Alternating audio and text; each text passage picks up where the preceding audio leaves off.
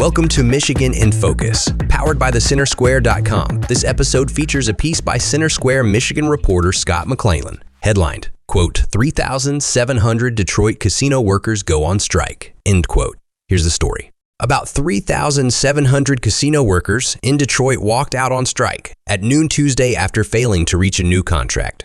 The strike affects operations at the MGM Grand Detroit, MotorCity Casino, and Hollywood Casino at Greektown, and workers including dealers, cleaning staff, food and beverage workers, valets, engineers, and more. Workers represented by the Detroit Casino Council are seeking higher pay and better benefits. Detroit Casino Council said in a statement, quote, "We sacrificed our raises and our safety during COVID in order to keep the casinos open. We thought we were making a deal. If we tightened our belts when times were hard for the companies during COVID, we would then share in the prosperity when business came back.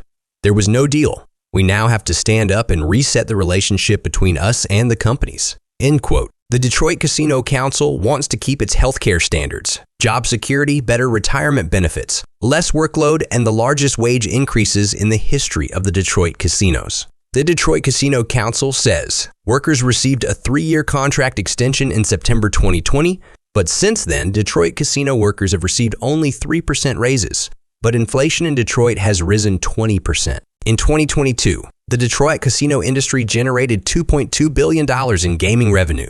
The 3 Detroit casinos collectively reported $813 million more in total gaming revenues in 2022 than in 2019, but total wages paid to workers represented by the Detroit Casino Council were $34 million less when comparing those same years, the DCC says. President of Unite Here Local 24, Nia Winston said in a statement, quote, "Making the decision to strike is never easy, but it's past time for the workers who keep Detroit's casinos running to get their fair share. The city's big 3 casino operators are earning more than ever, and we're prepared to stay out on strike until we get what we deserve." End quote.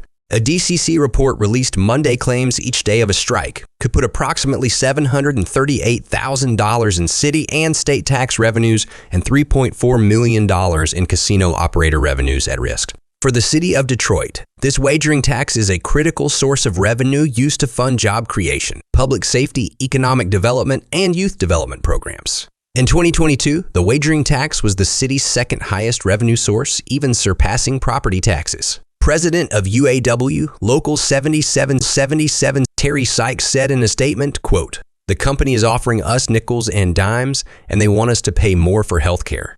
As a 2-time breast cancer survivor, I'm fighting to protect our health care. These companies are making more than ever, and it's time they respect us for all the sacrifices we made to keep the doors open during the pandemic." End quote. Listeners can keep up with this story and more at thecentersquare.com. This podcast was made with the assistance of AI technology. Please subscribe, and thanks for listening.